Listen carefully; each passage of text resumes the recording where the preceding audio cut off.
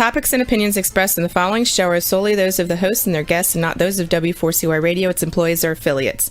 We make no recommendations or endorsements for radio show programs, services, or products mentioned on air or on our web. No liability, explicit or implied, shall be extended to W4CY Radio or its employees or affiliates. Any questions or comments should be directed to those show hosts. Thank you for choosing W4CY Radio. Inarticulate speech, inarticulate speech of the heart. Inarticulate speech, inarticulate speech of the heart. Inarticulate speech, inarticulate speech of the heart.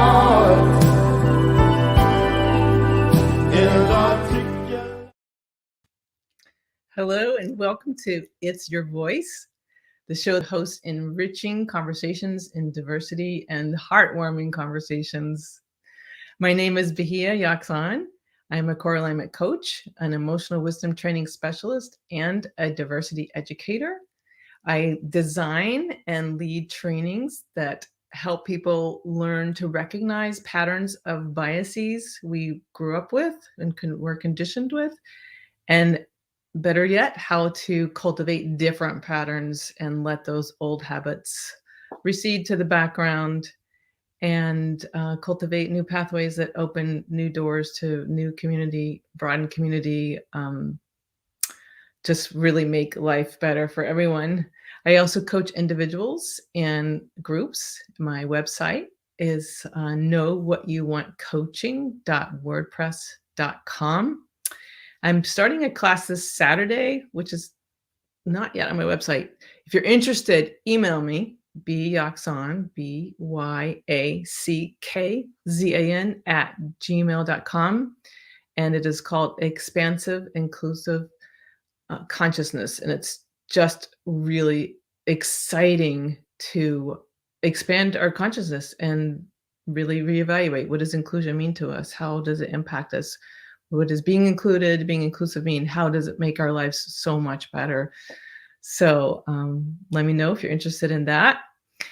Today, I'm so excited. I have a very dear friend who is going to share pieces of her story. And I can't wait. I haven't heard all of it myself. And her name is Nancy Anorve Cardinal. She was born and raised in Mexico and is proud to be an American. Nancy, thank you. Welcome to the show. Hello. Thank you for having me. I'm so happy you're here. I'm happy to. And it's also awesome that you can have, I always find it's just fascinating, people who have experience as dual citizens and have two different countries, and what must that be like? And also that you're so deeply connected to both. Like, you're so American, you're so here, your family's so here, you're present, very involved with community, and yet still so rooted to your original country. Yes, I am. So we're, from what I can remember, Bahia, I think ever since I was a child, living in Mexico, born and raised, I always had this eager, it was in me since I was a child, to learn English. And I don't even know how or why, because we barely had a TV. So, this is, we were very poor in Mexico, so we had very minimum things. But I think that actually made me a better person. I want to think that. I think I always wanted to learn English, and being in US was not really the goal when I was a kid, because I didn't know what it was like.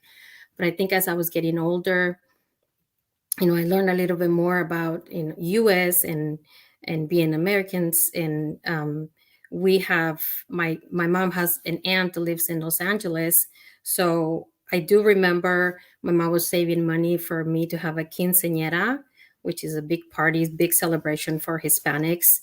When the girls turn 15, you're becoming a woman. So that was an opportunity for me. They were saving money. And I told my mom, I said, instead of having a big party, a big, expense, can you guys save the money for me to visit California, and it was first time ever that I thought of, coming to US. So it was a big deal for me. When my mom said yes, I was like, I just couldn't believe it. So it was a big deal for me. I had the opportunity to stay when I didn't know I was going to stay, but I ended up staying for a year, about a year and 4 months in it's Lawndale, California, which is near LA. And I was with my mom's cousin. I stayed with her. So in that moment, I just realized how connected I wanted to be with Americans in US, and all the things that I was seeing. And but at the same time, I'm a Mexican at heart. I love my culture. I love my people. So, I went back and stayed and worked and got a job at 17 years old, because when you're in another country, you kind of have to start young at, you become independent at a very young age. So, when I started working, I knew that I wanted to continue learning English, and that was I was working full time. I was going to school full time. It was really difficult because my parents couldn't afford to pay for anything, so I had to support myself. And then on Saturdays, I was taking English classes at this. It was a private school in Monterrey, Monterrey, Mexico, where I'm from, Mm. and it's very expensive to attend. So I remember I have to get a job. I have to go to the schools because there were American people teaching the English classes there. Mm. So to me, it was like the best option, for me to learn the language. And I just remember, like, it was just the passion that I had for the language. And a few years later, I went to the Strip, Mazatlan, which is the beach in the Gulf of Mexico. Actually, it's not in the Gulf, it's kind of the Pacific. I'm sorry. And I met my husband there, who happens to be an American, born in Kansas, and his parents were also born in U.S.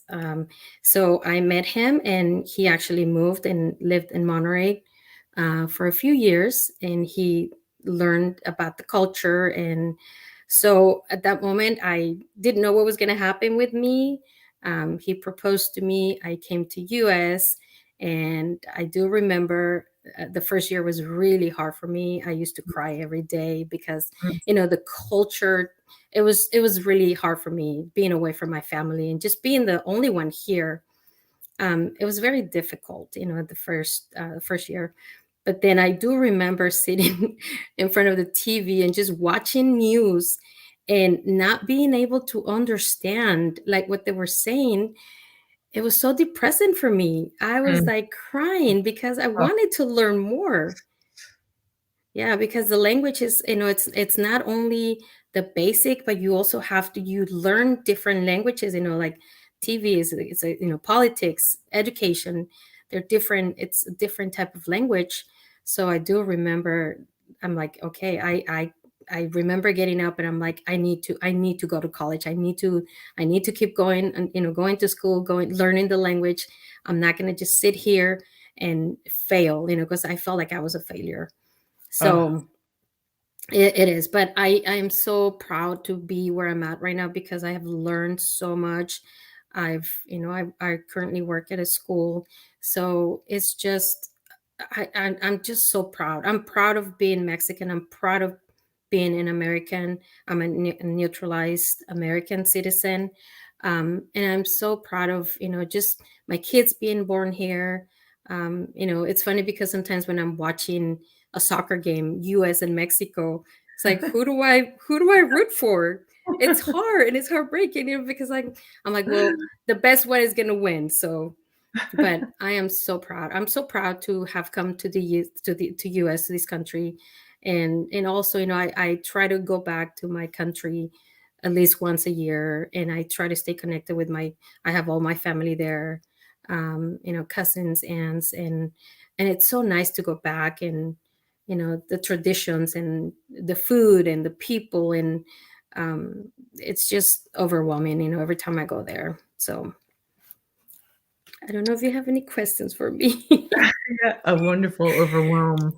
And there must be something like, I don't know, something more than relaxing about when you go back to the place where your language of origin is, and you can just speak the language you grew up with. There must be something like, I don't know, what would you call that? How would you describe that feeling when you can just like just go.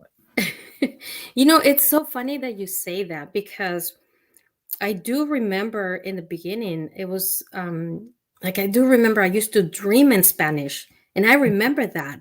And it was funny because when I was mentioning this to somebody else, she was like, "Oh my God, that same thing happens to me."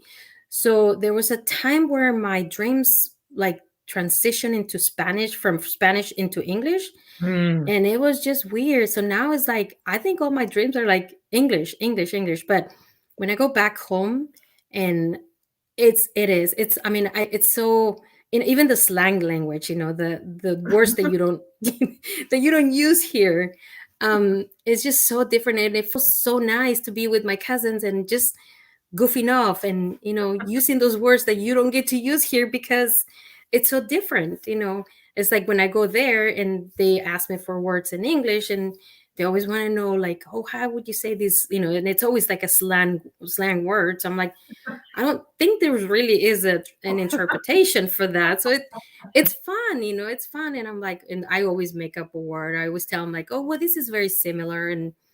But it is so nice to just go back and be, in my native language. And it's interesting because every time I go back, I always learn something new too, just politics or um, something that is happening over there that I had no idea, when I'm here.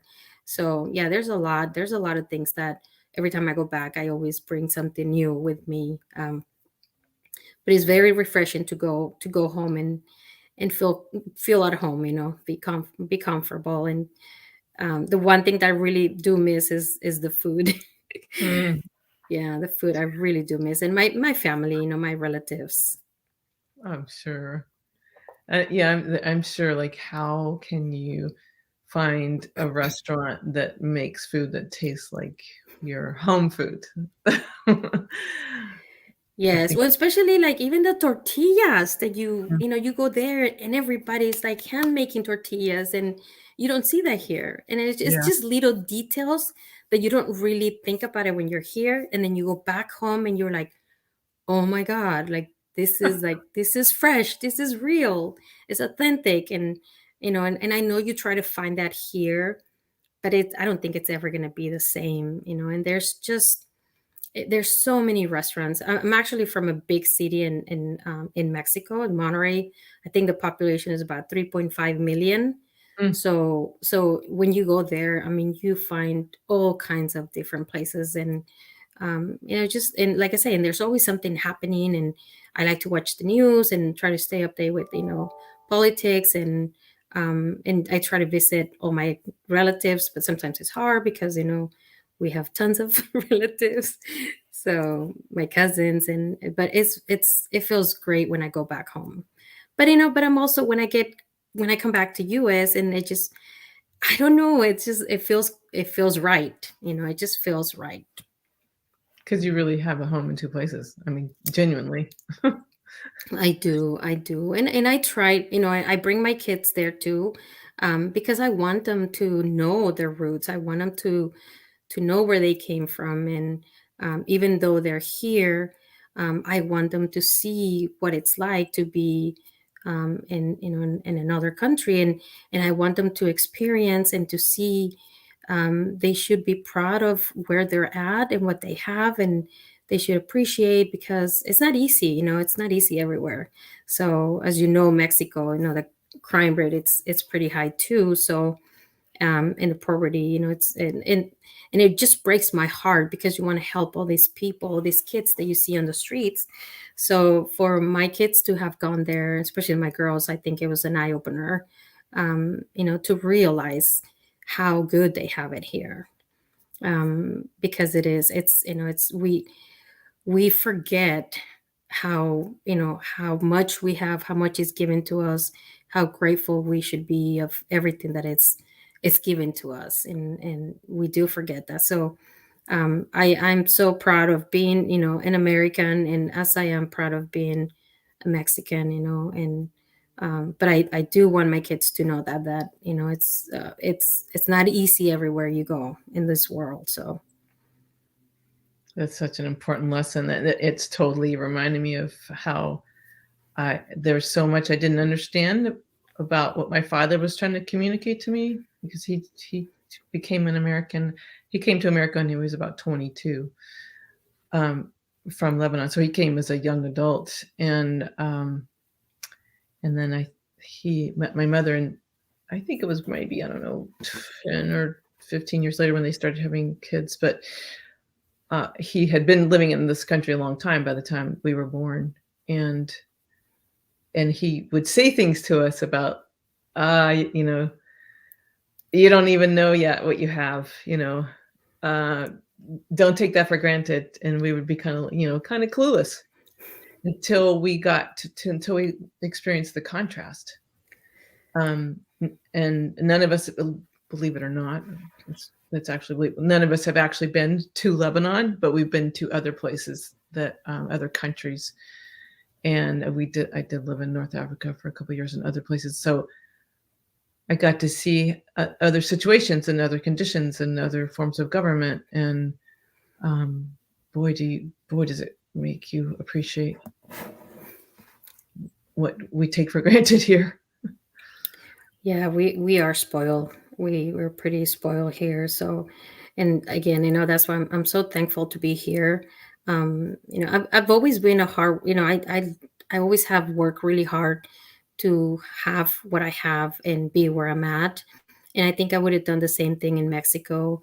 I still have a brother and sister who live back home, and that's why I like to go there, and they do pretty well, but but at the same time, it's like there was a certain connection that I had with US that I don't know what it was, but I felt it from when I was a kid, and it just feels right. So I don't know. I feel like it was in me, and I don't know how to explain that. So, yeah.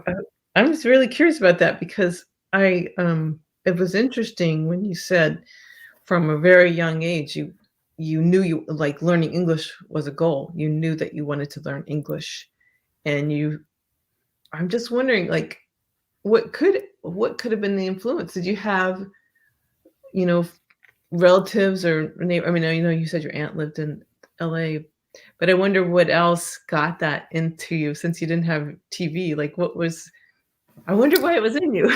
I want to say that it was probably because I remember this radio station back in the days, and I remember there was a radio station that played music in English, and I remember, like, I'm like, oh my God, I want to know what they're saying. I want to know what this song's about. And I think that pretty much started it all. That was probably it, because like I said, we didn't have much, but it was one of those small radios that we had at home. And I don't know if you remember the cassette players. Yeah. I remember I used to like recording, and then I would try to repeat the words, but I didn't know what I was saying. And to me, every time I want to learn something, I've always set a goal. And like I said, I try to get there somehow. It's not always the case, but I try my best. And but English was always, has always been like, okay, I want to be fluent. I'm going to speak the language, whether I live in US or not. And like I said, when I was in Mexico, that was my goal. Like, I wanted to be fluent. I wanted to learn. I wanted to know everything. And even after studying in Mexico, after my husband proposed and we got married and we moved to San Jose, California, even there, when I was watching the news, I still could not understand half of what it was saying. And that's what just, then I remember it was like not even 2-3 days later that I told my husband, I said, I need to go to college. I need to study. I don't want to be sitting here not understanding anything. And even though it was hard in the beginning, I can say that I would do it again, because I am so proud to be where I'm at right now. And I'm so grateful to be back, to be able to be going back home, like I said, at least once a year. So, and try to stay connected. You must have been so isolated that first year. It's very hard to before you had made your own friends Yes. and before you were fluent in the language. But within 2 or 3 days, you already had set a new goal. Yes, Yep. you I are knew very it. Yes, I know you as a very driven friend. I try sometimes. Yeah, you do. And I know that, like, my father did not teach us Arabic, partly intentionally, really, because he was a little bit afraid if we grew up in America of being fluent in Arabic also, it might draw negative attention and negative stereotypes, and it was kind of like a protection thing. I didn't understand until later, um, and I'm wondering, are your kids bilingual? Did you manage to teach them to also grow up understanding at least or speaking Spanish? So all my kids were from when they were born up until like 5 years old, they were fluent in Spanish. They're babies, so that's the only language that they spoke.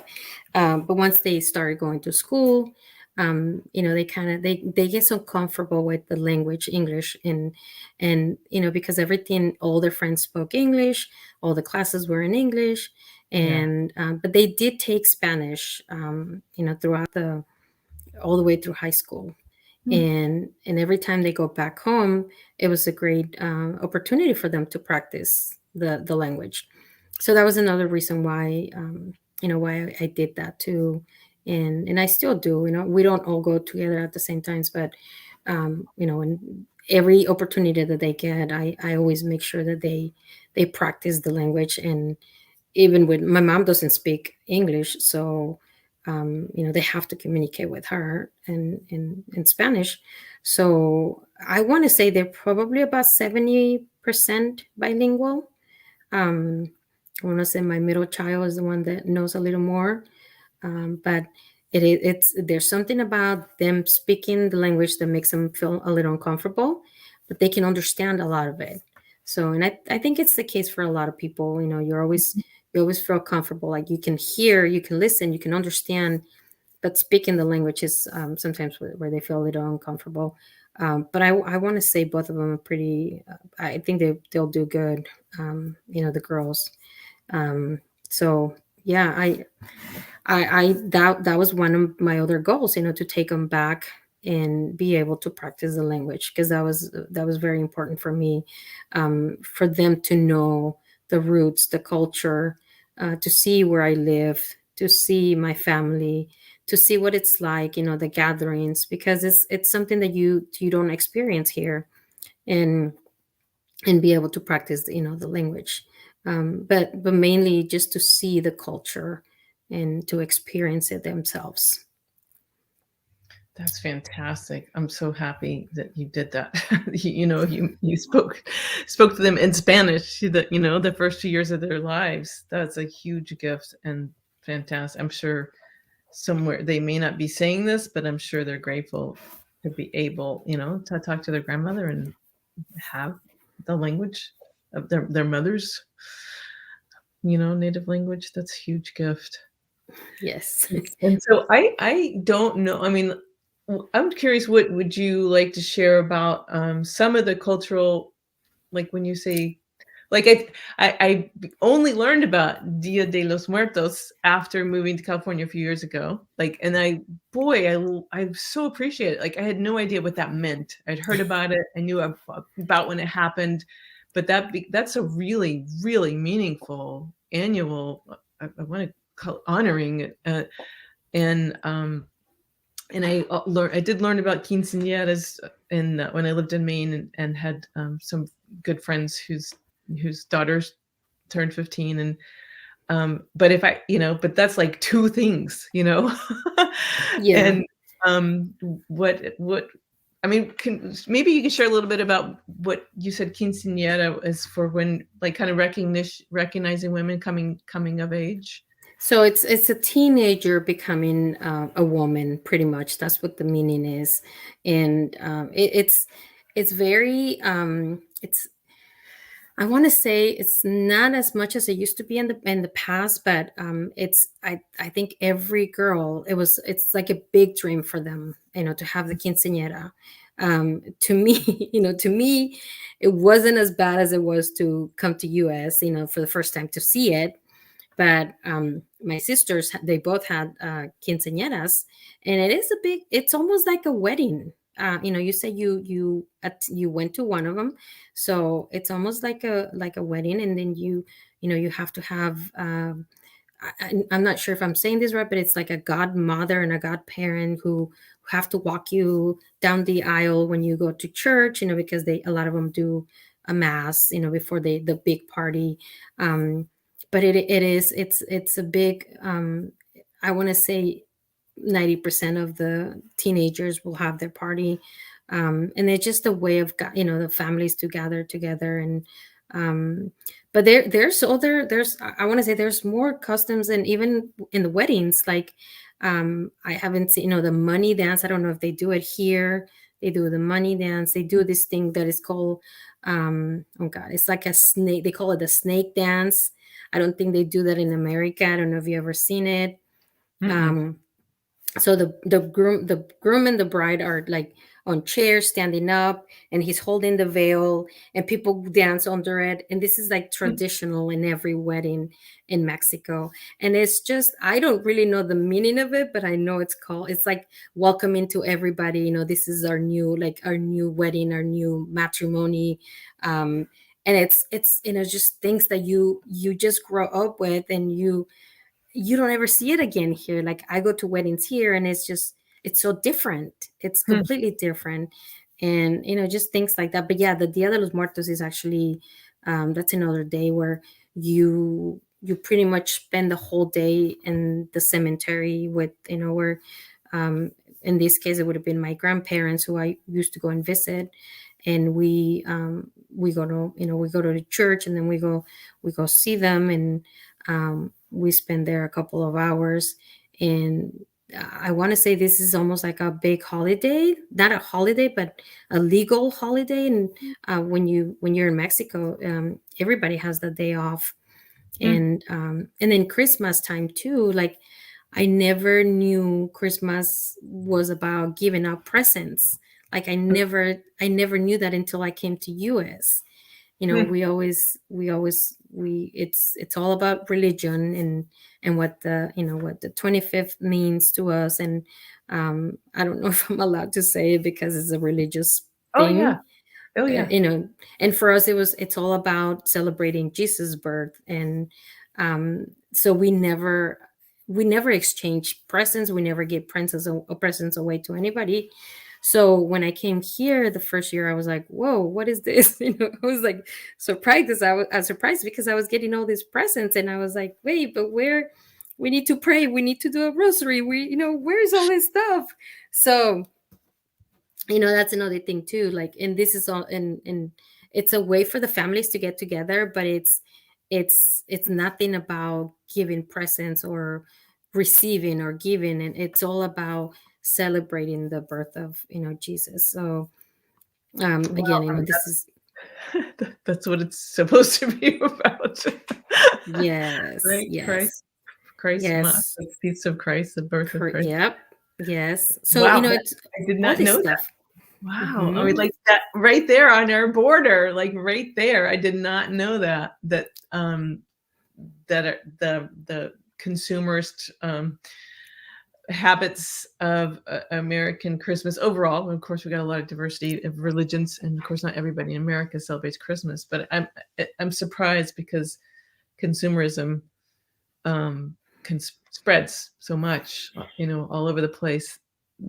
That is new to me. I did not know that was not a tradition. The whole gift giving stuff was not a part of traditional Mexican Christmas. I mean, I'm sure there's varieties there too, of course, but that's interesting. Yes, and I'm sure you've heard of tamales.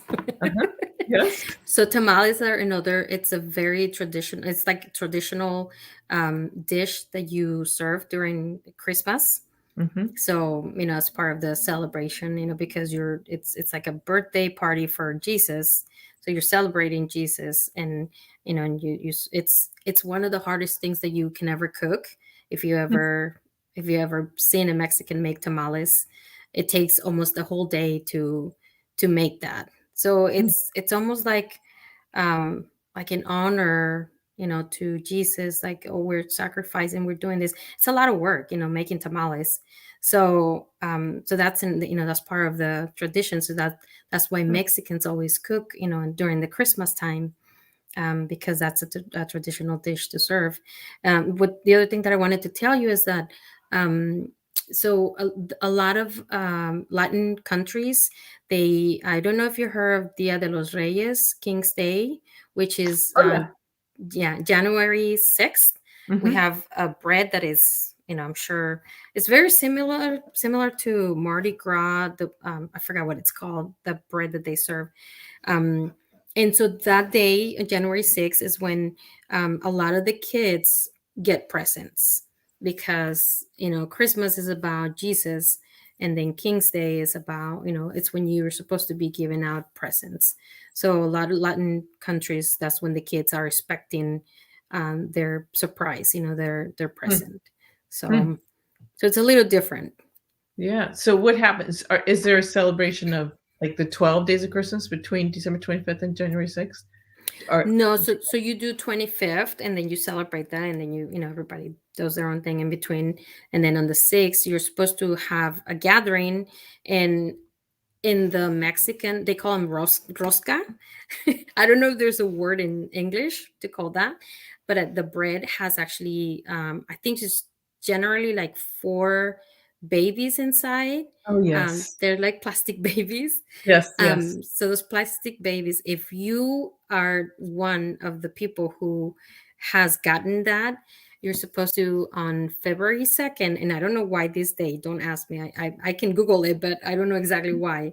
On that day, you're supposed to invite everybody back on the day if you got the babies. So those four people that get the babies are supposed to do a party, prepare tamales for everybody else, and do that. And see, and that's another thing that you probably never knew.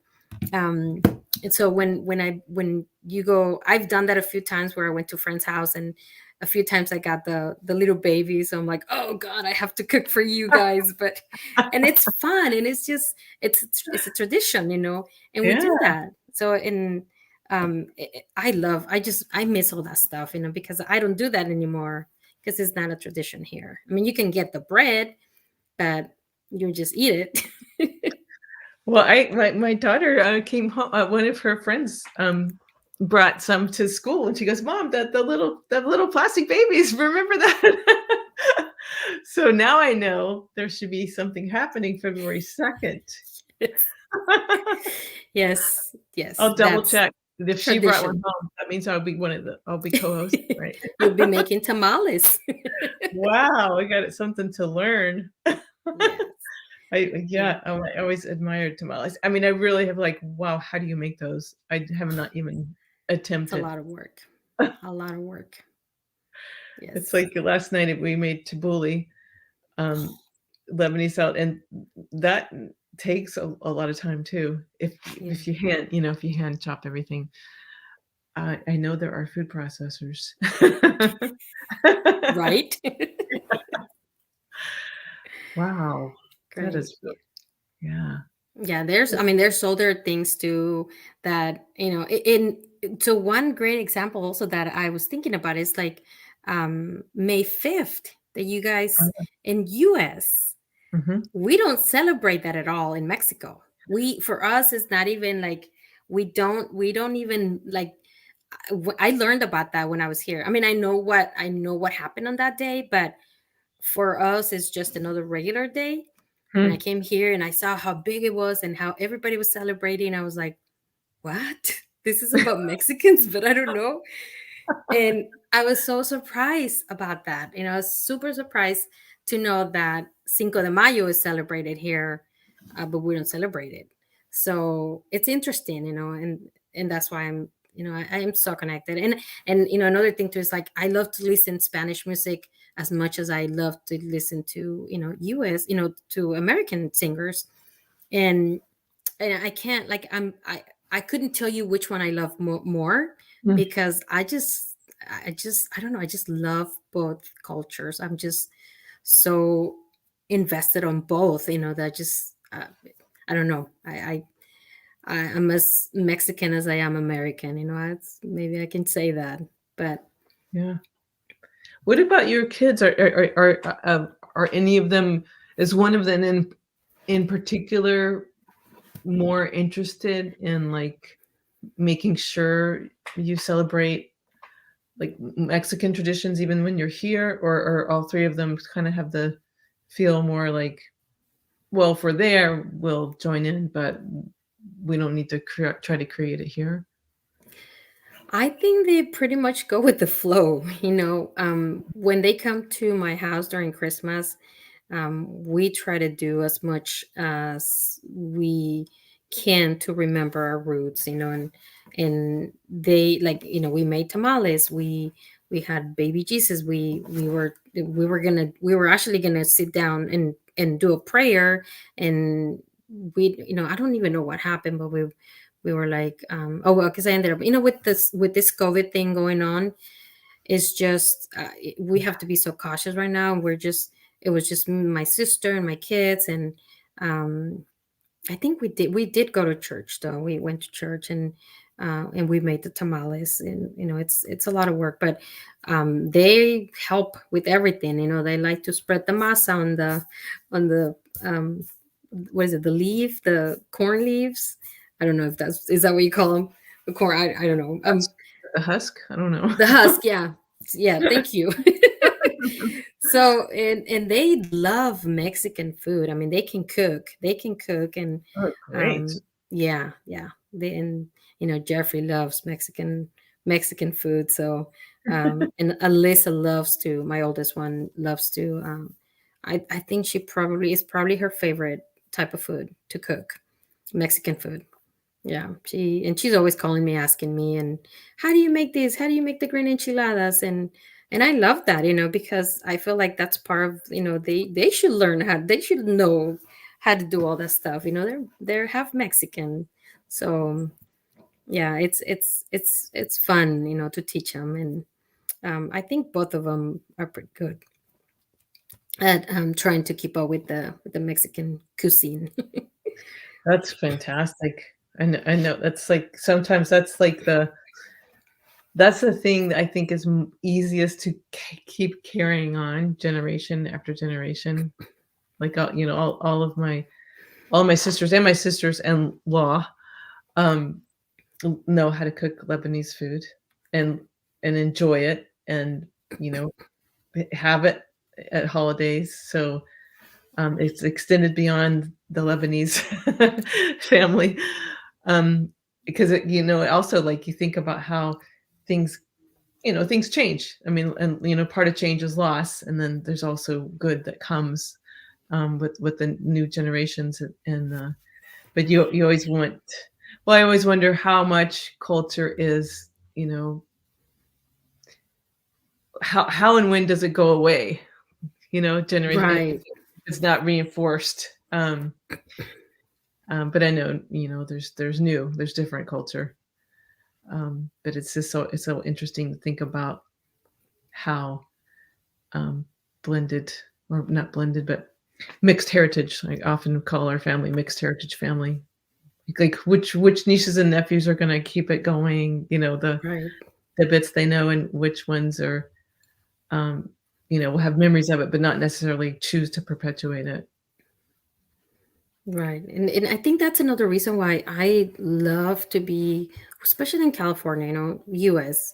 Um, but it's just the variety of ethnicities and all the stuff that you get. I mean, I love that. I love to learn about, different cultures and trying new foods. And I love just learning about, you Mm, know, um, just anything, anybody, anyone that has, that came from another country. I'm always curious, and I want to learn, and I want to know, and but I know sometimes I don't want to be I don't want to offend anybody. So I'm like, "Oh, I wish I can just ask them, but you have to be so careful nowadays." And it's like, oh, but I've always been interested in ethnicity and then just people in general, and their cultures, their backgrounds. And I think it's fascinating, just, especially when it comes to food, because I love food, but just learning about their cultures. I love that.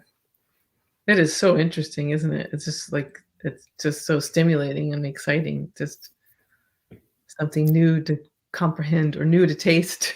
Yes, yes. I love that. And I think that's why I love so much working at a school, because I get to see everything and everyone in different cultures, and people that come from Brazil, people that come from Italy, and every part of the world. And I love it. I just I've actually made a really good friend, whose daughter came to study because I think it was a husband he was in a sabbatical, um, and we're still in touch. She's in Rome, and she keeps telling me, she's like, Nancy, you have to come and visit, and it's just great. It's just, I mean, I would love to go, but now with this COVID, I don't know if I'm ever going to be able to go back. But it's fascinating, just learning, and I don't know. I just love just meeting people from all over the world. But it's so interesting, and it's so nice to know that I get to see and treat, and I always try to treat people nice, and it's always good to know that there's someone out there in this world who you don't know you might become friends with. And like her, she's actually Brazilian, but she's married to an Italian, and her daughter came a few years back. And it's so nice to know that it's been about 5 or 6 years.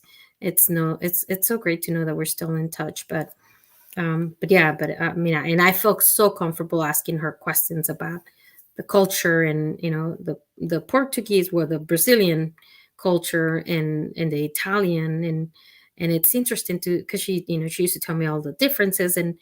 And again, it's something that I've always been fascinated with, and maybe that's why I just learning another language was always inside me, because it's probably something that I wanted to learn, wanted to people in general. So, but yeah, it's great.